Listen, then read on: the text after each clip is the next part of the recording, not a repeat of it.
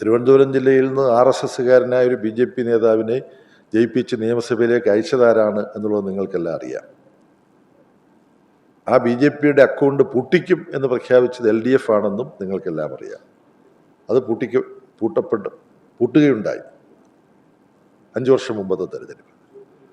പിന്നെ ഇടതുപക്ഷവും BJPയുമായി ഡീലുണ്ടെന്ന് പറയുന്നവർ ഒരുമിച്ച് ഭരിച്ചുകൊണ്ടിരിക്കുകയാണ്. തൃശ്ശൂർ ജില്ലയിലെ മറ്റത്തൂർ പഞ്ചായത്തിൽ എല്ലാവർക്കും അറിയാവുന്ന കാര്യമാണ്.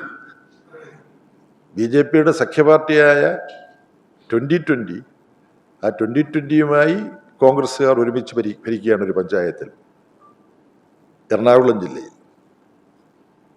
അപ്പൊ ഇന്നത്തെ യാഥാർത്ഥ്യങ്ങൾ നിഷേധിച്ചുകൊണ്ടാണ് ജനസംഘത്തിന്റെ കാലം മുതൽ കോൺഗ്രസും ജനസംഘവും കമ്മ്യൂണിസ്റ്റുകാർക്കെതിരായിട്ട് ഡീല് ഉറപ്പിച്ചിട്ടുണ്ട്.